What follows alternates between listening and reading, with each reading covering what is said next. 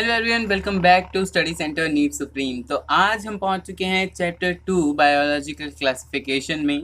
तो यहाँ पे हम देखने वाले हैं बायोलॉजिकल क्लासिफिकेशन यानी जो ऑर्गेनिजम्स हैं उनको किस तरीके से हम ऑर्गेनाइज करते हैं डिफरेंट ग्रुप्स में, राइट।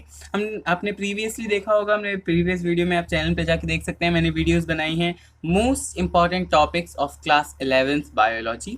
मैंने 4 यूनिट्स कंप्लीट कर ली हैं द लिविंग वर्ल्ड, जिसमें हम सेकंड चैप्टर पे पहुंच चुके हैं, and structure organisation in organisms, जिसमें anatomy, morphology and structure organisation in animals आता है।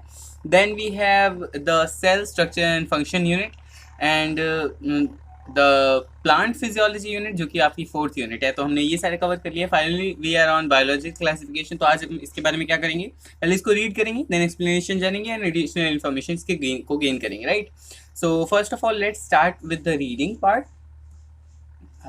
Let me just move it. Is it good? Yeah.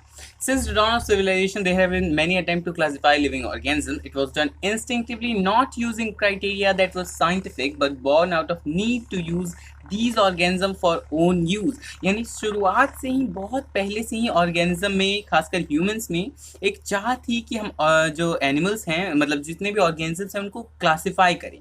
किस तरीके से क्लासीफाई करें? नॉट यूजिंग साइंटिफिक क्राइटेरिया, कोई साइंटिफिक बेसिस हमने चूज नहीं किया, बट हमने ये देखा कि हम किस तरीके से डिफरेंट एनिमल्स या फिर ऑर्गेनिजम्स को यूज कर सकते हैं फॉर आवर ओन यूज। मैं बार बार एनिमल्स इसलिए कह रहा हूँ क्योंकि उस टाइम हम जो है प्लांट्स और जो ट्रीज हैं उनको उतना ज़्यादा ऑर्गेनिज्म के क्राइटेरिया में रखते ही नहीं थे, right.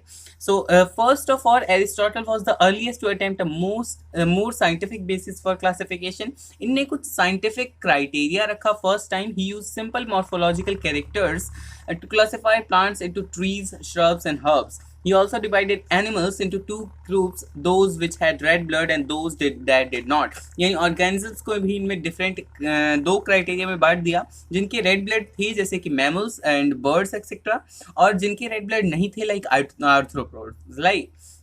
Then we have in Linnaeus time two kingdom system of classification were proposed. ये Linnaeus है, Carolus Linnaeus, जिनके बारे में हमने फर्स्ट चैप्टर में पढ़ा था, जिनने दिया था बायोनॉमिनल नोमेनक्लेचर, जिनका पूरा नाम क्या था, कार्ल वॉन लिनियस, राइट। तो इनने दिया था two kingdom system of classification, जिसका नाम क्या था, प्लांटे एंड एनिमलिया, राइट। ये जो है प्लांट एंड एनिमल किंगडम है, जो कि परसिस्ट करती है अभी भी। ये आप नीचे देखेंगे जाके, हाँ, though plants and animals have been a constant under all different systems, the understanding of what group or organism can be included in these kingdoms have been changing. यानी कि हम जानते हैं कि अभी भी जो सिस्टम ऑफ क्लासिफिकेशंस हैं उनमें प्लांट और एनिमल किंगडम अभी भी एग्जिस्ट करती हैं, बट उन किंगडम्स में कौन से ऑर्गेनिजम्स को हम इंक्लूड करें, कौन से ऑर्गेनिज्म एनिमल किंगडम में होने चाहिए, कौन से प्लांट में होने चाहिए और कौन से इनमें नहीं एग्जिस्ट कर सके, इनकी नॉलेज जो है धीरे धीरे हमारी बढ़ रही है, and we are continuously researching on this topic. आगे आप देखेंगे इनके बारे में कुछ और, बट हम यहाँ पे पहले देखते हैं ये जो पूरा का पूरा टॉपिक है। यहाँ पे हम देखते हैं इस पैराग्राफ में बताया गया है कि किस तरीके से two kingdom system of classification में कुछ प्रॉब्लम्स थी, जिसमें आप देखेंगे प्रोकैरियोट्स और यूकैरियोट्स को एक जगह पे रख दिया था, ऑटोट्रॉफ्स और वो हेटेरोट्रॉफ्स को एक साथ रख दिया था। आप देखें तो single cellular organism and multi cellular organism को एक साथ रख दिया था। तो ये सारी जो प्रॉब्लम्स थी उनको आगे चल के देखा गया कि इस तरीके से तो क्लासिफिकेशन सही नहीं रहेगा, हम बहुत डिफरेंट ऑर्गेनिजम्स को एक साथ रख दे रहे हैं। तो हमें धीरे धीरे पता लगा कि two kingdom system of classification appropriate नहीं है। तब हमने आगे चल के देखा R.H. विटेकर को इन 1969, In 1969, he proposed 5 kingdom system of classification which included Monera, Protista, Fungi, Plantae and Animalia. ये हमारे 5 kingdom system of classification हो गए। ये जो है R.H. विटेकर का नाम याद रखेंगे, R.H. की फुल फॉर्म जरूरी नहीं है क्योंकि एनसीईआरटी में जितना दिया होता है पूछा उतना ही जाता है। वी हैव 1969 द ईयर जिसमें 5 किंगडम सिस्टम ऑफ क्लासिफिकेशन दिया गया था। आप इसको पूरा याद रखेंगे, 5 kingdom system of classification, 5 kingdom classification is the thing. और 5 किंगडम सिस्टम ऑफ क्लासिफिकेशन जब हम बात करते हैं तो हमें ब्रॉड पर्सपेक्टिव की बात करते हैं, हम ज़्यादा स्पेसिफिक नहीं जाते हैं। नीट पे आप जब भी आंसर देंगे तो आप कोशिश करेंगे कि ज़्यादा ब्रॉडर आंसर हो, जो ऑप्शंस हों वो कई बार स्पेसिफिक ज़्यादा दिए होते हैं जो कि रॉन्ग होते हैं, right. The criteria which were used by R.H. Whittaker यहाँ पे दिए हुए हैं, सेल स्ट्रक्चर यानी कि वो प्रोकैरियोट्स हैं या यूकैरियोट्स हैं, बॉडी ऑर्गेनाइजेशन यानी वो ऑर्गेनिज्म जो है टिश्यू लेवल पे है, सेल लेवल पे है, या फिर ऑर्गन और ऑर्गन सिस्टम लेवल पे पहुंच चुका है। We have mode of nutrition यानी कि वो जो ऑर्गेनिज्म है वो ऑटोट्रॉफ है, हेटरोट्रॉफ है, सेप्रोट्रॉफिक है, पैरासाइटिक है, किस तरीके का उसका मोड ऑफ न्यूट्रिशन है। We have reproduction and phylogenetic relationship. Reproduction यानी कि वो ऑर्गेनिज्म मोस्टली एसेक्सुअल रिप्रोडक्शन करता है या सेक्सुअल मोड ऑफ रिप्रोडक्शन करता है। अगर सेक्सुअल करता है तो किस तरीके के, और एसेक्सुअल करता है तो किस तरीके के। तो और जो फाइलोजेनेटिक रिलेशनशिप है ये हमें बताता है, जो फाइलोजेनेटिक मीनिंग है इसका मतलब होता है एंसेस्ट्रल, यानी कि फाइलोजेनेटिक रिलेशनशिप हमें इवोल्यूशनरी रिलेशनशिप यानी दूसरे ऑर्गेनिज्म से किस तरीके से वो आगे बढ़ के आया है, क्या अडेप्टेशन है उसमें, इसकी बात करता है। Gives a comparative account. इस टेबल की बात की गई है जो कि इंपॉर्टेंट है, बट यहाँ पे मैं उस टेबल को नहीं दिखा रहा हूँ। It is given in the most important diagram series in my channel, आप उसको जाके देख सकते हैं, right. Then we have the three domain system has also been proposed that divides the kingdom Monera into two domains, that is Archaea and Eukarya। यहाँ पे नहीं दिया हुआ है। Archaea वो है जो आर्की बैक्टीरिया है, एंड यूकैरिया है जो रेस्ट ऑफ द सारे के सारे ऑर्गेनिजम्स हैं, यानी यूकैरियोटिक ऑर्गेनिजम्स। सॉरी यूकैरिया है जिनमें you bacteria and eukaryotic organism आते हैं।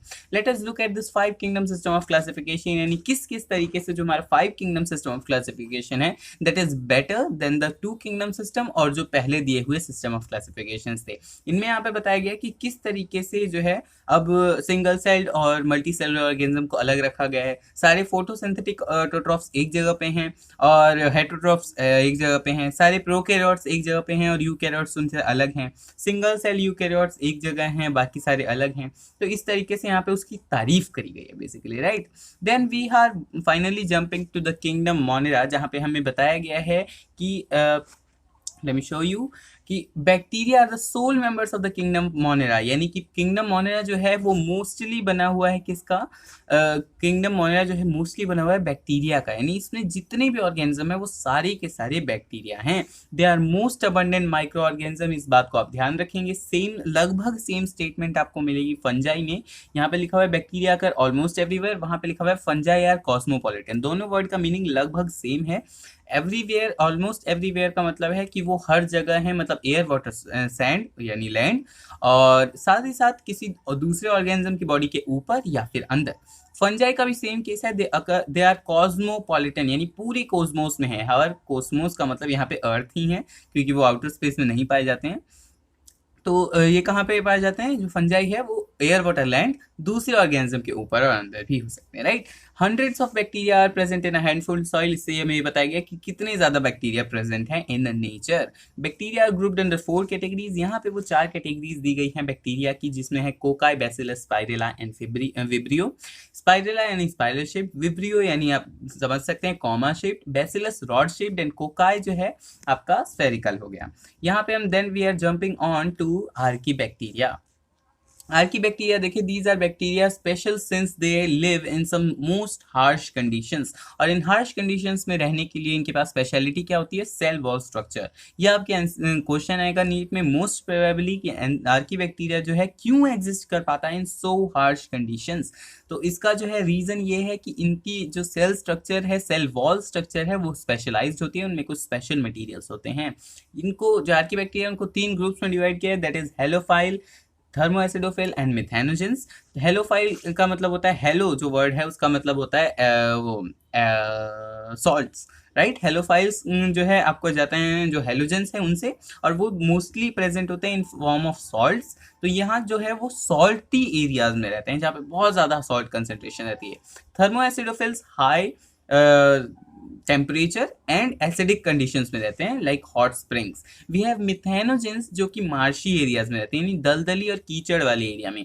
ये जो है रूमिनेंट ऑर्गेनिज्म यानी कि काउ, बफेलो, गोट एक्सेट्रा, जो कि सेल्यूलोजिक फूड ज़्यादा खाती है, लीव्स वगैरह, ग्रासेस, तो उनकी गट में भी होता है। गट यानी एलिमेंट्री कैनाल में भी होता है, जो कि एक्चुअली हेल्प करता है उनके सेल्यूलोज को डाइजेस्ट करने में, राइट। मीथेनोजेन का सबसे बड़ा काम ये होता है कि ये बायोगैस यानी मीथेन प्रोड्यूस करता है। मीथेनोजेन इनका नाम इसलिए पड़ा है क्योंकि ये मीथेन प्रोड्यूस करता है। जेन मतलब प्रोड्यूसर, मीथेन मतलब मीथेन गैस। और मीथेन का फॉर्मूला क्या होता है, CH4, which is the most abundant you can say hydrocarbon and the smallest and lightest hydrocarbon, right. Then we are jumping on to U bacteria के बारे में जानेंगे।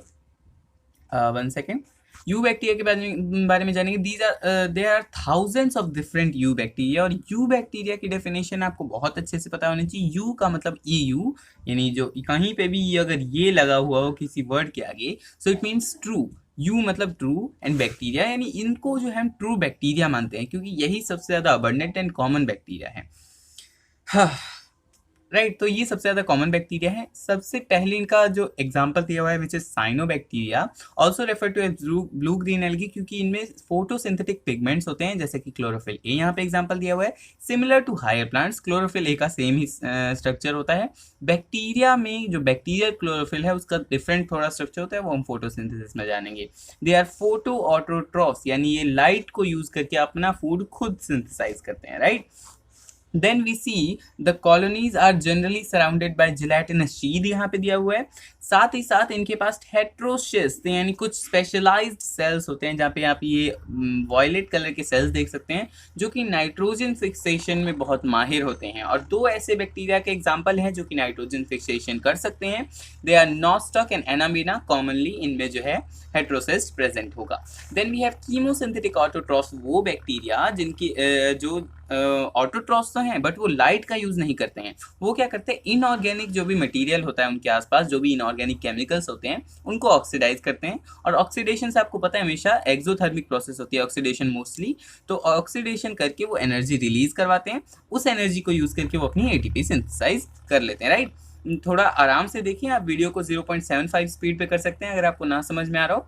बाकी I think I am very clear about this, right. तो यहाँ पे हम देखते हैं एक और चीज़ की जो कीमोसिंथेटिक ऑटोट्रॉफ्स हैं उनका बहुत बड़ा इंपॉर्टेंस होता है, क्योंकि ये सबसे अच्छे सेप्रोट्रॉफ्स माने जाते हैं।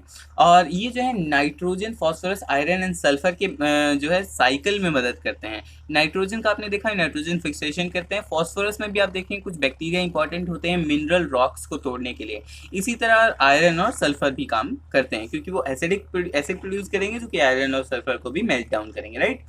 Then we see heterotrophic bacteria are most abundant in nature. The majority are important decomposer. यानी कि यहाँ पे बताया गया है कि heterotrophic bacteria कितने ज़्यादा important है। आप यहाँ पे देखेंगे कि कुछ जो है fix nitrogen in legume roots, जिनका एग्जाम्पल एक है जैसे कि फ्रैंकिया है आपका।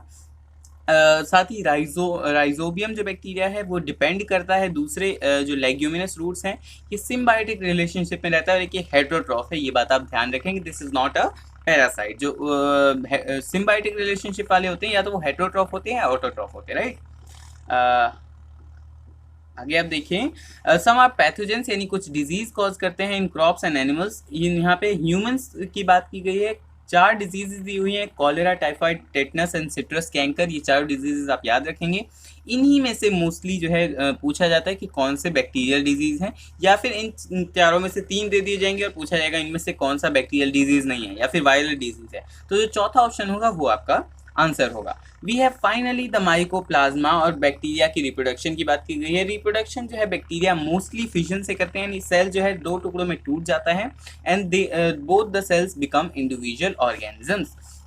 वहीं कुछ primitive type of sexual reproduction भी होता है, जिसमें एक बैक्टीरिया थ्रू सेक्स पिलाए अपना थोड़ा सा DNA दूसरे बैक्टीरिया को डोनेट कर देता है, और वो DNA जो है दूसरा बैक्टीरिया एक्सेप्ट करके न्यू प्रोजेनी बनाता है। We have the mycoplasma, the smallest and the rarest kind of bacteria, जिसको PPLO भी कहते हैं, यानी प्लूरोनिमोनिया लाइक ऑर्गेनिज्म, क्योंकि ये सबसे पहले प्लूरोनिमोनिया कॉज करता है, सबसे पहले जो ढूंढा गया था इन काउज, राइट। उसके बाद देखेंगे ये सबसे छोटे बैक्टीरिया हैं और ये बिना ऑक्सीजन के रहते हैं, ये जो है एनारोब हैं, और यही सिर्फ एक ऐसे बैक्टीरिया हैं जिनके अंदर सेल वॉल नहीं होती है। The first bacteria without cell wall. Then we have the finally kingdom protista, यानी हम सेकंड किंगडम पे पहुंच गए हैं। इट इज ऑलमोस्ट 10 और 11 मिनट्स। तो हम किंगडम प्रोटिस्टा पे पहुंच गए हैं। यहाँ पे let's read it little. All single cell eukaryotic organism, जितने भी यूकैरियोट्स सिंगल सेल हैं उनको प्रोटिस्टा में डाला गया है। कुछ और किंगडम में भी है जो कि यूकैरियोट होते हुए सिंगल सेल हैं, but they are not exclusively you single cell, right, उनमें कुछ मल्टी सेलुलर भी हैं। देन वी सी कि कई बार हम जो है प्रोटेस्टा में कंफ्यूज भी हो जाते हैं, और कई साइंटिस्ट ये मानते भी हैं कि प्रोटेस्टा में जो ऑर्गेनिज्म इंक्लूड हुए हैं वो प्लांट में आने चाहिए थे या फिर एनिमल में आने चाहिए थे, क्योंकि इनमें से कुछ जो है होलोजोइक भी होते हैं जो कि मोड ऑफ न्यूट्रिशन है किसका, एनिमल्स का, एंड फोटोसिंथेटिक ऑटोट्रॉफ्स भी होते हैं जो कि मोड ऑफ न्यूट्रिशन है प्लांट्स का, राइट। लेकिन हम यहाँ पे जो बात करने वाले हैं that is of, you can see, we are going to include chrysophyte, dinoflagellate, euglenoid, slime mold and protozoa in protesta। तो सबसे पहले हम बात करने वाले हैं क्राइजोफाइट्स की। क्राइजोफाइट्स अगर आप देखें तो these group include diatoms and golden algae called desmids. Actually ये तीनों ही नाम आप यूज कर सकते हैं फॉर द सेम ऑर्गेनिज्म। वैसे डायटम्स एंड गोल्डन एल्गे दो डिफरेंट टाइप के ऑर्गेनिज्म होते हैं, लेकिन यहाँ पे उन डिफरेंट ऑर्गेनिजम्स का एग्जांपल नहीं दिया हुआ है, इसलिए आपको कंफ्यूज होने की जरूरत नहीं है और आप दोनों को एक ही मान सकते हैं, राइट। तो diatoms, golden algae and desmids एक ही ऑर्गेनिज्म का नाम है, called chrysophytes. They are found in fresh water as well as in marine environment, यानी कि ये मोस्टली मरीन होते हैं और थोड़े बहुत फ्रेश वाटर में भी पा सकते हैं। They are microscopic and float passively in water currents. Generally ये माइक्रोस्कोपिक होते हैं, वैसे भी माइक्रोस्कोपिक ही होंगे जब ये सिंगल सेल्ड है। कोई भी सेल अगर आप नेकेड आई से देख सकते हैं, so it is a amazing thing. जैसे आप ऑस्ट्रिच का एग देख लीजिए, वो सबसे बड़ा एग है और बल्कि सबसे बड़ा सिंगल सेल है, बल्कि जितने भी आप एग्स देख सकते हैं अपने सराउंडिंग में, लाइक आई थिंक आप जितने भी मतलब बर्ड्स के या फिर आर्थ्रोपोड्स के, फिशेस के आप एग्स देख सकते हैं, so they are single cell and this is amazing कि सिंगल सेल आपको नेकेड आई से दिख रहा है, राइट। टाइम वेस्ट बहुत करता हूँ ना। देन इनको कहते हैं प्लैंक्टन्स। प्लैंक्टन्स उन ऑर्गेनिजम्स को कहते हैं जो कि खुद मूव नहीं करते हैं, वाटर करेंट्स उनको बहा के ले जा रही होती है उन्हीं की मर्जी से, right. Most of them are photosynthetic in diatoms. The cell wall form two thin overlapping shells, और इनको जो इनके ऊपर जो है सिलिकन की लेयर होती है। आप यहाँ पे देखिए कहाँ गया, the walls are embedded with silica and this walls are indestructible. Silica की एक पूरी लेयर होती है इनकी सेल वॉल के ऊपर, राइट। सिंगल सेल है तो सेल वॉल ही कहेंगे इनकी जो वॉल है उसको, और इसी की वजह से इनकी वॉल जो है बहुत ही हार्ड हो जाती है। जब डायटॉन्स मर जाते हैं तो उनकी सेल तो वहीं पड़े रह जाते हैं, सेल धीरे धीरे खत्म हो जाता है लेकिन उनकी सेल वॉल वहीं पड़ी रह जाती है। This accumulation over billion of year is referred to as diatomaceous earth, जिसका बहुत ही यूज है क्योंकि ये खुरदरी यानी ग्रिटी होती है और इसका यूज होता है in polishing, filtration of oils and syrups. इनको आप याद रखेंगे। Diatoms are chief producer in the ocean, यानी ओशन में जितना भी प्रोडक्शन होता है आपका जीपीपी एंड एनपीपी अगर आप पढ़ चुके हैं तो वो जो ओशियंस में होता है 50% है, जो कि not 50%, it is 50 billion ton, right. 170 billion total होता है, उसका 50 बिलियन टन जो है ओशियंस में होता है, वो मैक्सिमम जो है क्राइजोफाइट करते हैं और बाकी एल्गे करते हैं। We are on dinoflagellates. Dinoflagellates में आप देखें यहाँ पे these organisms are mostly marine, यानी ये ज़्यादातर मरीन है और बहुत कम ही आपको फ्रेश वाटर में दिखाई देंगे। एंड दे आर फोटोसिंथेटिक, जैसा कि मैंने कहा था कि ये प्लांट्स की तरह फोटोसिंथेटिक भी हैं और एनिमल्स की तरह हेट्रोट्रोफिक भी हैं, वो आप आगे देखने वाले हैं। They appear yellow, green, brown, blue और red depending on the main pigment present in their cells, यानी कि उनके सेल्स में जिस तरीके का जो पिगमेंट होगा उसी तरीके का उनका सेल होगा। This is common thing. अगर क्लोरोफिल होगा तो उनका ग्रीन पिगमेंट होगा, जेंथोफिल या फिर कैरोटेनॉइड्स एक्सेट्रा होंगे तो रेड, येलो एंड रेड होगा respectively. Then we see the cell wall are stiff cellulosic plate on outer surface, यानी होता क्या है कि इनके जो वॉल होती है आप यहाँ पे देख सकते हैं, इनकी जो वॉल्स होती हैं वो बहुत ज़्यादा स्टिफ होती हैं, टाइट होती हैं, वो बनी होती है सेल्यूलोज की। दिस आर नॉट इंडिस्ट्रक्टेबल, मैं ऐसा नहीं कह रहा, बट स्टिफ होती हैं। Most of them have two flagella होती है, जैसे कि आप यहाँ पे देख सकते हैं, one line longitudinally and the other transversely in the furrow between the wall plates. आप यहाँ देख सकते हैं ऊपर एक छोटी प्लेट है और नीचे एक बड़ी प्लेट है, इन दोनों के बीच में एक जगह दिखाई दे रही है यहाँ पे खाली, यहाँ से दो फ्लैजिला निकल रहे हैं, आपको शायद दिखाई ना दे रहा हो, एक ये लॉन्गिट्यूडनल और एक ये बस छोटा सा यहीं तक दिया हुआ है, राइट। वी सी की कई बार जो है हम सी में देखते हैं, सी यानी समुद्र में देखते हैं कि जो है रैपिड मल्टीप्लिकेशन होता है डाइनोफ्लैजिलेट्स का, और इससे जो है पूरा का पूरा सी ही रेड दिखाई देने लग जाता है, इसलिए जो सी उस टाइम क्या कहते हैं, रेड टाइड आ गया है। रेड टाइड क्या होता है कि उस पानी में बहुत ज़्यादा रेड डाइनोफ्लैजिलेट्स होते हैं। एक एग्जाम्पल है गोनियोलेक्स जिसका रेड फ्लैजिलेट्स का। इस बहुत ज़्यादा मल्टीप्लिकेशन जब होगी तो एक्सक्रीशन भी होगा, और इस एक्सक्रीशन में बहुत ज़्यादा टॉक्सिन्स रिलीज होते हैं जिससे बहुत सारी मरीन फिशेस भी मारी जाती हैं कई बार इनकी वजह से। बट ऐसा नहीं है, ये बस फूड चेन या फिर फूड वेब का एक पार्ट है, तो ये कुछ बुरा नहीं होता, right. Then we have the euglenoids, the third protistan, और ये आप यूग्लिना को देख सकते हैं यहाँ पे साइड में, बहुत अच्छा स्ट्रक्चर दिया हुआ है, बहुत अच्छा डायग्राम दिया हुआ है। Majority of them are fresh water, ये बात आप ध्यान रखेंगे, और they are photosynthetic in the presence of light. इनमें जो पिगमेंट्स होते हैं वो हायर प्लांट्स जैसे होते हैं, क्लोरोफिल ए एक्सेट्रा, जो इनको हेल्प करते हैं इन फोटोसिंथेसिस। और अगर लाइट ना मिले मान लिया कभी, तो इनको फूड तो प्रिपेयर कर नहीं पाएंगे, एक सेल है, किसी और से उधार भी नहीं ले सकते हैं फूड को। तो ये क्या करते हैं, प्रेडेशन करते हैं, यानी अपने से जो छोटे ऑर्गेनिजम्स हैं, अपने से जो छोटे सेल्स हैं, उनके ऊपर प्रेडेशन करते हैं, उनको एनगल्फ कर लेते हैं। सो ये क्या हुआ है, ये प्लांट्स की तरह ऑटोट्रोफ्स भी है और एनिमल्स की तरह होलोजोइक भी है, राइट। यहाँ पे आप देखिए इनके पास एक जो है flexible they have a protein rich layer called pellicle which make their body flexible, यानी कि एक प्रोटीन की बनी हुई बॉडी में एक लेयर होती है इनकी आउटर, जो कि इनकी बॉडी को फ्लेक्सिबल बनाती है एंड इनकी बॉडी को तैरने में हेल्प करती है। यहाँ पे एक और चीज दी हुई है कि इनका जो पिगमेंट्स हैं वो बहुत ही ज्यादा आइडेंटिकल है टू हायर प्लांट्स। यहाँ पे हमने बैक्टीरिया में देखा था कि वहां पे भी लिखा होता है क्लोरोफिल ए, लेकिन उस क्लोरोफिल ए का जो स्ट्रक्चर है वो अ लिटिल बिट डिफरेंट होता है देन द हायर प्लांट्स, लेकिन इनका जो है एग्जैक्टली आइडेंटिकल होता है हायर प्लांट्स की तरह। Then we have the slime mould, slime moulds actually slime की तरह होते हैं, यानी अजीब से दलदली से ऑर्गेनिजम्स होते हैं। स्लाइम मोल्ड्स आर सेप्रोफाइटिक, नाम से पता लगता है ये स्लाइमी होते हैं, दूसरे ऑर्गेनिजम्स के ऊपर ऐसे तैरते हुए रहते हैं हमेशा। जो पूरा स्लाइम होता है वो एक्चुअली एग्रीगेशन होता है बहुत सारे स्लाइम मोल्ड्स का, एक सिंगल सेल नहीं होता है वो, इस बात का आप ध्यान रखेंगे। The body moves along decaying twigs and leaves, दूसरे ऑर्गेनिज्म के ऊपर वो ऐसे तैर रहे हैं एंड धीरे धीरे उसको डाइजेस्ट करके एब्जॉर्ब कर लेते हैं। ड्यूरिंग अनफेवरेबल कंडीशन, ये एक इंपॉर्टेंट चीज है, इसको आप मार्क करेंगे क्योंकि यहाँ पे वो चीज आती है जिससे आप कंफ्यूज हो जाते हैं। During unfavourable conditions the Plasmodium differentiates and form floating bodies bearing spores at their tips. The spores possess true walls and they are extremely resistant and survive for many years under adverse condition. The spores disperse by air currents. होता क्या है कि adverse condition में जो Plasmodium है वो फैला हुआ होता है, वो सब एक जगह इकट्ठा होते हैं एंड एक फ्रूटिंग बॉडी बनाते हैं जिसको कहते हैं Plasmodium.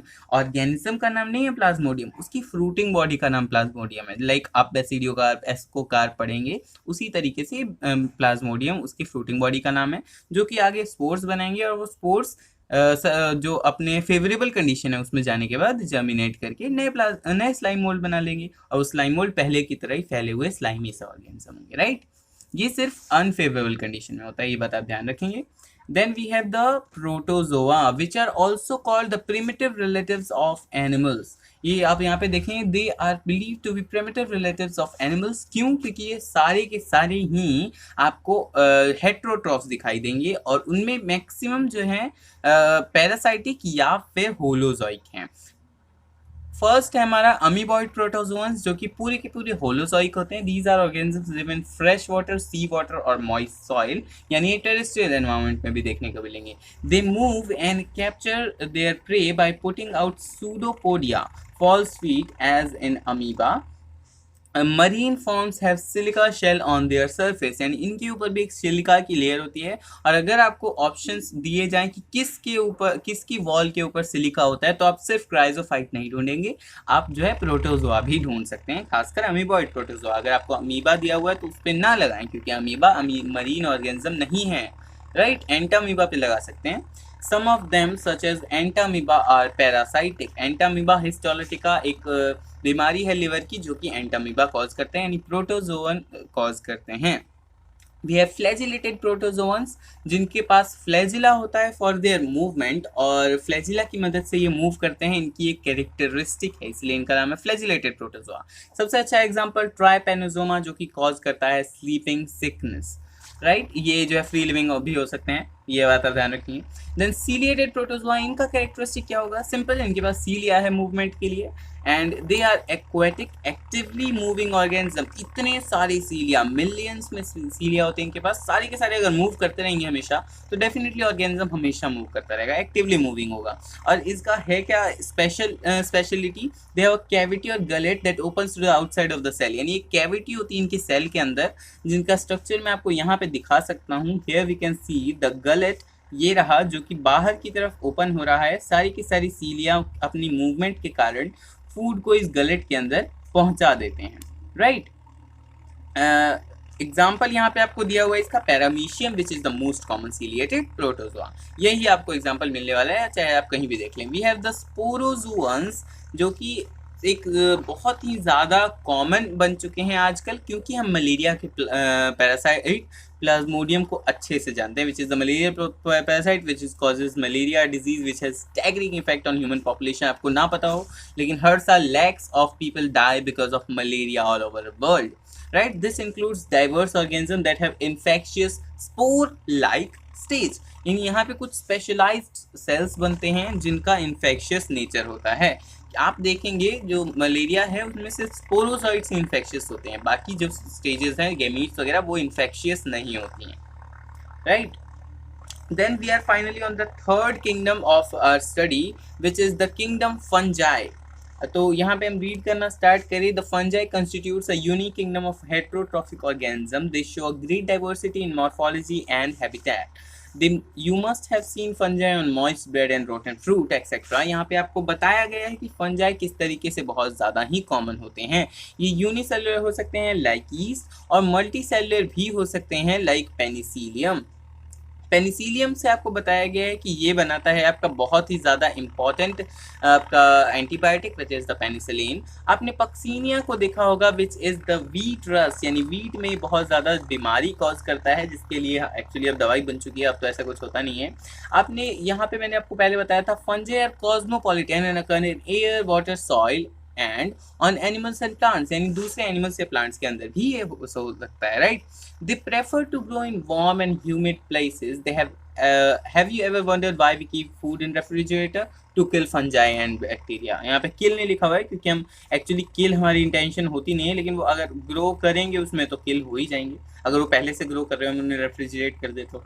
Then we have finally, हमें ये पता लगता है कि किस तरीके से जो फंजाई है उनका डिफरेंट मोड ऑफ न्यूट्रिशन होता है। मोस्ट फंजाई आर हेट्रोट्रॉफिक, यानी वैसे भी ऑटोट्रॉफ नहीं होते हैं, सारे हेट्रोट्रॉफ ही होते हैं, and absorb soluble organic matter from dead substrate and hence called saprophytes. Saprophyte की डेफिनेशन क्या होती है? डेड एंड डिकेइंग मैटर को एब्जॉर्ब करेगा, दैट इज कॉल्ड सैप्रोफाइट, और वो मोड ऑफ न्यूट्रिशन हेट्रोट्रॉफ में इंक्लूडेड होता है। क्लास 9-10 पे पढ़ चुके हैं, ये आप जानने की दिमाग मत लगाइए, right. Those that depend on living plants and animals are called parasites, यानी वो organisms जो कि दूसरे organism पे depend कर रहे हैं for their need of food are called parasite. They can also live as symbionts, यानी दूसरे organism के साथ दोस्ती भी कर सकते हैं कि भाई तू मुझे खाना दे मैं तुझे खाना दूंगा, या फिर तू मुझे शेल्टर दे मैं तुझे खाना दूंगा, तू मुझे खाना दे मैं तुझे शेल्टर दूंगा, राइट। तो इन एसोसिएशन विद एल्गे, यानी एल्गे के साथ, जहाँ पे एल्गे इन्हें खाना देता है, ये उन्हें शेल्टर और न्यूट्रिशन देता है, कॉल लाइचेंस, जब उनके साथ होता है ये। और जब roots of higher plant, actually बात हो रही है यहाँ पे पाइनस की, तब इसे कहते हैं माइकोराइजा। रिप्रोडक्शन की यहाँ पे बात करें तो रिप्रोडक्शन इनका फ्रेगमेंटेशन के थ्रू भी हो सकता है, एंड आप यहाँ पे देखें और कोनिडिया और स्पोरेंजियोस्पोर और जूस्पोर इनके एसेक्सुअल स्पोर्स हैं। वहीं इनके सेक्सुअल स्पोर्स आप देखें ऊस्पोर, एस्कोस्पोर एंड बेसिडियोस्पोर, सारे स्पोर्स आप अच्छे से याद रखेंगे। Then we have in sexual reproduction की इनकी 3 स्टेजेस होती हैं जिसको ये फॉलो करते हैं सारे के सारे plants. Fusion of protoplasm between 2 motile और non motile gametes called plasmogamy, सबसे पहले इनके सेल फ्यूज होंगे। Then fusion of 2 nuclei called karyogamy, दोनों के न्यूक्लियाई फ्यूज हो चुके हैं। एंड देन इनमें meiosis in zygote resulting in haploid spores, then इनमें मियोसिस हो जाएगी, हाफ वापस से हो गए इनके न्यूक्लियाई, और जो स्पोर्स हैं वो आगे जाकर ग्रो करके नए फंजाई बना लेंगे। एक बात आप अच्छे से याद रखें कि फंजाई हमेशा हैप्लॉइड ही होते हैं, हाउएवर उनकी प्लॉइडी कभी गिनी नहीं जाती है, लेकिन जो उनके आई थिंक इट्स राइट, हाँ, लेकिन जो उनके होते हैं टोटल नंबर ऑफ क्रोमोजोम वो हमेशा हाफ ही रहते हैं, राइट। फ्यूजन होगा तो उसके बाद मियोसिस हो जाएगा। यहाँ पे हम एक इम्पॉर्टेंट चीज देखते हैं, when a fungi reproduces sexually two haploid hyphae of compatible mating type come together and fuse. होता क्या है कि इनके जो नॉर्मल बॉडी में सेल्स होते हैं, यानी कि कुछ थ्रेड लाइक स्ट्रक्चर होते हैं, ये थ्रेड जैसे होते हैं, यहाँ पे आप यहाँ पे देख सकते हैं इनके अंदर।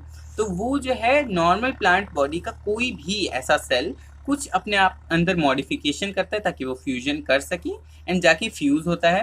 देन इस फ्यूजन से होता क्या है, रिजल्ट्स इन डिप्लॉयड सेल, यानी कि सेल की जो प्लॉइडी है यानी नंबर ऑफ क्रोमोसोम डबल हो जाते हैं। हाउएवर, ये बात आप ध्यान रखेंगे, in other fungi like ascomycetes and basidiomycetes, दो क्लासेस हैं, एंड इंटरवेनिंग यानी बीच में एक डाइकैरियोटिक फेज आता है। इसमें क्या होता है कि 2 न्यूक्लियाई पर सेल हो जाता है। होता क्या है कि जो आपका प्लाज्मोगेमी है वो तो हो जाता है, यानी जो सेल्स हैं वो तो फ्यूज हो जाते हैं, बट न्यूक्लियाई फ्यूज नहीं होता है। Such a condition is called dikaryon and the phase is called dikaryophase. बस इतना काफी है। Then we have the phycomycetes. थोड़ा आराम कर लें 1 मिनट का हो, राइट। तो अगर आपको एक बात बोल दूं, मैं आराम से बोलूँगा कि अगर आपको वीडियो में सब कुछ समझ में आ रहा हो, वीडियो अच्छी लग रही हो, मुझे सपोर्ट करना चाहते हो, तो प्लीज़ चैनल को सब्सक्राइब करें। सब्सक्राइब कैसे करते हैं, नीचे आप देखेंगे वीडियो जहाँ चल रही है, नीचे में आपके चैनल का नाम लिखा होगा, येलो कलर का लोगो होगा, NEET Supreme, study centre NEET Supreme, and बगल में एक रेड कलर से लिखा होगा सब्सक्राइब, SUBRIBE, सब्सक्राइब। उसको दबा दीजिए, वो ग्रे कलर का हो जाएगा। जैसे ही वो ग्रे होगा उसके बगल में एक बेल आइकन आएगी, उस बेल को टच करेंगे, ऊपर आएगा ऑल लिखा हुआ, तो उसको ऑल को ऑन कर दे, ठीक है। आपको इतना सा करना है, जब तक मैं रेस्ट ले रहा हूँ, जब तक मैं बोल रहा हूँ, आप ये सब कर सकते हैं। साथ में एक थंब का ऑप्शन होगा ऊपर की तरफ जिस पर नीचे लिखा होगा लाइक, वो भी प्रेस कर दें, वो ब्लू कलर का हो जाएगा। आप उसको प्रेस करेंगे तो इससे हमें बहुत ज़्यादा सपोर्ट मिलेगा, एनकरेजमेंट मिलेगी आपको और ज़्यादा वीडियोस प्रोवाइड करने के लिए। तो आप सब्सक्राइब कर दें चैनल को, और कमेंट्स में नीचे जाके आप बता सकते हैं, कमेंट लिखने का ऑप्शन आएगा, उसमें बता सकते हैं कि आपको आगे क्या चाहिए, राइट। हाँ, तो we have finally taken the rest. I hope कि जो भी यहाँ तक वीडियो देख रहे हैं उनने सब्सक्राइब कर दिया होगा, वीडियो को लाइक भी कर दिया होगा। तो आगे हम बढ़ते हैं फाइकोमाइसीट्स की तरफ, राइट। सो फाइकोमाइसीट्स को हम रीड करेंगे अगेन, जैसे हम पहले कर रहे थे। Members of Phycomyces are found in aquatic habitats and on decaying wood in moist and damp places or as obligate parasite on plants। ये बात आप ध्यान रखेंगे कि फंजाई जो है मोस्टली जो है सारी की सारी क्लासेस पैरासाइटिक भी हो सकते हैं और हेटरोट्रॉफिक भी हो सकते हैं, राइट। एक्चुअली पैरासाइटिक हेटरोट्रॉफिक का एक पार्ट होते हैं। सो वी सी कि asexual reproduction takes place by zoospore. हाँ सॉरी, उससे पहले आप ये लाइन ध्यान रखेंगे, वो ज़्यादा इंपॉर्टेंट है। ऑलराइट, तो यहाँ पे हम देखते हैं क्या, यहाँ पे हमको दिया हुआ है द माइसीलियम इज ईसेप्टेट एंड सीनोसेटिक। इसका मीनिंग क्या होता है, मैंने इसलिए ऊपर इंट्रोडक्शन में दिया हुआ था फंजाई में, मैंने वहाँ पे नहीं बताया। आई थॉट कि यहाँ पे बताना ज़्यादा अच्छा रहेगा कि ईसेप्टेट का मतलब होता है कि इनका माइसीलियम होता है जो एक पाइप लाइक स्ट्रक्चर होता है, इनके बीच में पूरा साइटोप्लाज्म भरा हुआ है। तो अगर उसके जो माइसीलियम है उसमें जो है बीच बीच में सेप्टा यानी कि सेल वॉल या फिर सेल मेम्ब्रेन जो है वो है, तब हमें पता है कि डिफरेंट सेल्स है, 1 2 3 4, ये डिफरेंट सेल्स है, राइट। तो अगर इनके बीच में ये जो सेप्टा या फिर वॉल नहीं है, so it is aseptate. And coenocytic का मतलब है पूरी एक ही जगह पे बहुत सारे न्यूक्लियस हो जाना, राइट। क्योंकि अलग सेल होते हैं लेकिन है तो नहीं, तो एक ही सेल में बहुत सारे न्यूक्लियस को हम कहते हैं coenocytic. Asexual reproduction takes place by zoospores और बाय एप्लेनोस्पोर नॉन मोटाइल, यानी कि जूस्पोर, जू मतलब मोटाइल होता है, ये बात आप ध्यान रखिए। जू मतलब एनिमल नहीं होता है, जू मतलब क्या होता है आपका, जू मतलब मोटाइल, यानी जो भी चीज मोटाइल होगी हम उसको जू लगा के बोलते हैं। These spores are endogenously produced in sporangium and a zygospore is found by fusion of 2 gametes. अब आप एक बात फाइनली ध्यान रखिए कि कोई भी जाइगोट, चाहे वो एनिमल का हो, प्लांट का हो, फंजाई का हो या फिर प्रोटिस्टा का हो, प्रोटिस्टा में आप जाइगोट्स बहुत कम ही देखते हैं, sexual reproduction is not seen there. तो कोई भी जो जाइगोट होता है वो भी एक स्पोर ही होता है। स्पोर की डेफिनेशन आज फाइनल जान लीजिए। Spore is a specialised cell, specialised cell, उसमें कुछ स्पेशल मॉडिफिकेशन होनी चाहिए जो कि बाकी सेल्स में नहीं है, which is able to produce a new organism. और स्प्रिंग नहीं बोलेंगे, सीधा ऑर्गेनिज्म बोलेंगे। A spore is a specialized cell which can produce a new organism। ये है स्पोर की डेफिनेशन। तो ये जो जाइगोट होता है वो भी एक स्पोर होता है, तो उसे जाइगोस्पोर बोला है यहाँ पे, right. These gametes are similar to in morphology isogamy, या फिर अलग हो सकते हैं तो एनाइसो या फिर ऊगेमस बोलेंगे। ऊगेमस में जो है एनाइसो से डिफरेंस ये होता है कि एनाइसो में दोनों डिफरेंट टाइप के तो होते हैं, लेकिन ऊगेमस में स्पेशलिटी होती है कि एग बड़ा होगा और नॉन मोटाइल होगा, और जो मेल जो गेमीट होगा वो छोटा होगा और मोटाइल होगा, राइट। देन यहाँ पे कुछ एग्जांपल दिए हुए हैं which are extremely and extremely important. यहाँ पे आप देख सकते हैं फर्स्ट ऑफ ऑल आपका एग्जांपल दिया है म्यूकर, आपका राइजोपस दिया हुआ है जो कि ब्रेड मोल्ड है, ऊपर आपका एग्जांपल दिया हुआ था एल्ब्यूगो है जो कि पैरासाइट ऑन मस्टर्ड है, ये मस्टर्ड की लीव्स को वाइट कर देता है और थोड़ा मतलब सिकुड़ा सा कर देता है, जिसकी वजह से उनका फोटोसिंथेसिस रेट कम हो जाता है एंड मस्टर्ड बहुत छोटे दाने होते हैं, राइट। तो एक डिजीज कॉज करता है। Then we have ascomycetes, ascomycetes हमारे पहुंच गए, commonly known as sac fungi. Asc जो वर्ड है इसका मतलब ये होता है सैक फंजाई, और एग्जाम्पल है पेनिसिलियम जो कि बहुत ही कॉमन है मल्टी सेलुलर में, एंड यीस्ट जो कि अगेन बहुत कॉमन है सिंगल सेल में, और ये एक मात्रा को एग्जाम्पल मिलेगा सिंगल सेल्ड फंजाई का, right. Also known as saccharomycete, yeast का साइंटिफिक नेम है सेक्रोमाइसीस सेरिवेसी वाली जो स्पीशीज है which is used in bread and wine production, या फिर कह सकते हैं alcohol production. They are saprophytic, decomposer, parasitic और कॉप्रोफिलस। कॉप्रोफिलस का मतलब होता है ग्रोइंग ऑन डंग, यानी काउ डंग एक्सेट्रा पे आप देखेंगे गोबर छत्ता कहते हैं उसे एक्चुअली। तो ये जो है काउ डंग के ऊपर एक छतरी जैसा फंजाई उग जाता है, उसे कहते हैं कॉप्रोफिलस फंजाई, राइट। अब एक हाँ, अब आप यह ध्यान रखें कि इनका जो माइसीलियम होता है it is branched and septate, यानी कि इनकी जो माइसीलियम है उसमें से ऐसे ब्रांचेस निकल रहे होंगे, राइट। यहाँ पे ब्रांच हो गई, यहाँ पे फिर एक ब्रांच हो गई, तो इससे ब्रांचेस निकल रही होती हैं, और ये सेप्टेट होते हैं, यानी कि इनके ऊपर जो है वॉल्स लगी होती हैं जो कि ये जो है कई सारे सेल्स में डिवाइडेड होते हैं, right. You can see. Then we have the asexual spores are conidia, जो कि सबसे अच्छा एग्जांपल आपको पेनिसिलियम में मिलेगा, आपको ये 12th में भी आप देखने को देख सकते हैं। Conidia on germination produces mycelium. Sexual spores are called ascospore which produces endogenously in sac like asci. These asci are arranged in different types of fruiting bodies called ascocarps. Some examples बहुत ज्यादा important है इनके, Aspergillus Niger जो है आपका use होता है in acidic acid production. Claviceps जो है आपका फूड में यूज होता है कहीं कहीं। न्यूरोस्पोरा जो है एक न्यूरोस्पोरा का एक स्पेशल स्पीशीज है न्यूरोस्पोरा क्रासा, इसको यूज करते हैं बायोकेमिकल एंड जेनेटिक वर्क्स में specially. Many members like morels and truffles are edibles and considered delicacies, यानी कि इनको बहुत ज्यादा अच्छे खाने के रूप में माना जाता है। मॉरल्स एंड टफल्स एग्जाम्पल याद रखेंगे। Then we have the basidiomycetes. Basidiomycetes are commonly known as the basidiomycetes are mushrooms or bracket fungi or puff balls. So जो आप mushrooms जो आप बाजार से लाते हैं edible mushroom जो होता है white color के, they are basidiomycetes actually. They grow in soil, on log, tree stumps and in living plant bodies or as parasite. Parasite का सबसे अच्छा एग्जांपल है रस्ट एंड स्मट, जो आपका वीट रस्ट है, Puccinia, that is a basidiomycetes. The mycelium is branched and septate just like ascomycetes.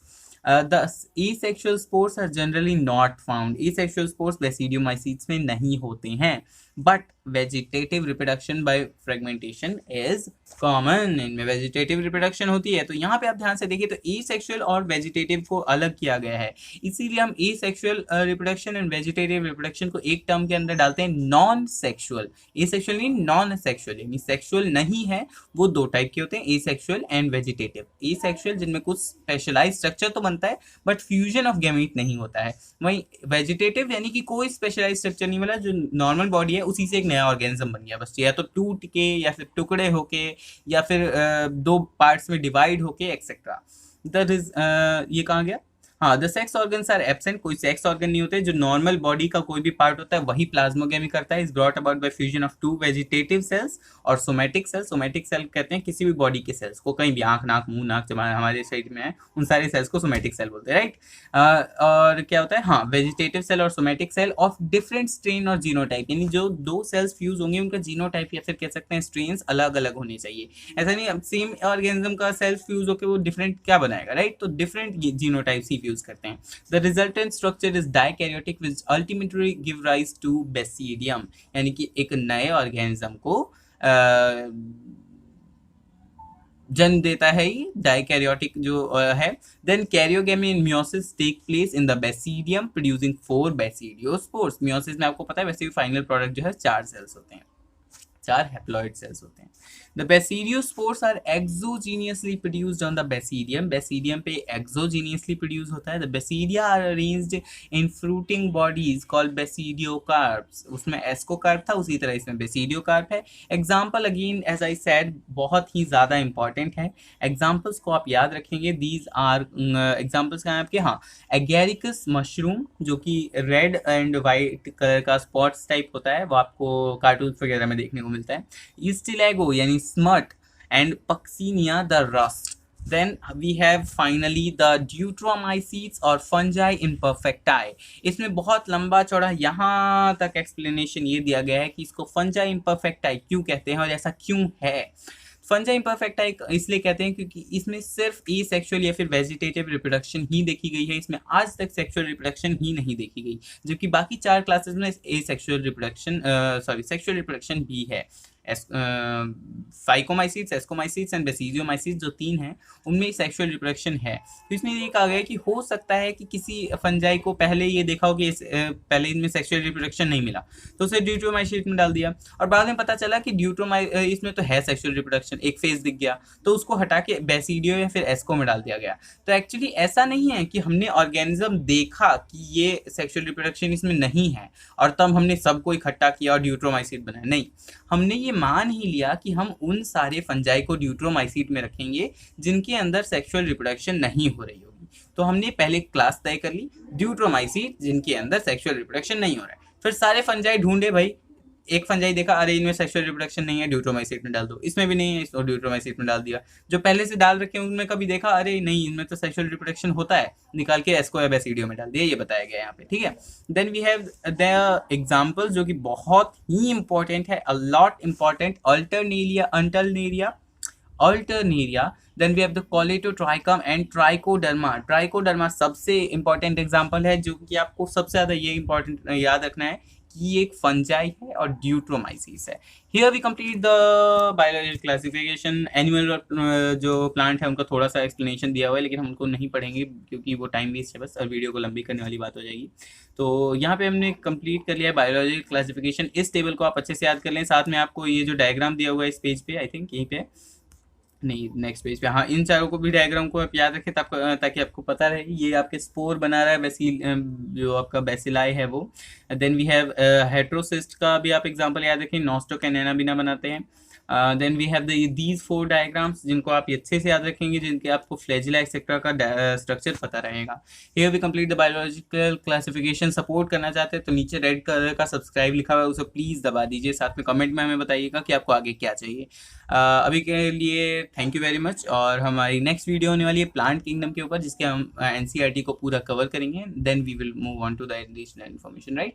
सो अभी के लिए थैंक यू वेरी मच, और आप नेक्स्ट वीडियो जो है मेरे चैनल पे जाके देख सकते हैं या फिर नीचे हो सकता है रिलेटेड में आ ही रहा होगा, आपने सब्सक्राइब कर दिया है अभी तक, आई होप आपने सब्सक्राइब कर दिया होगा।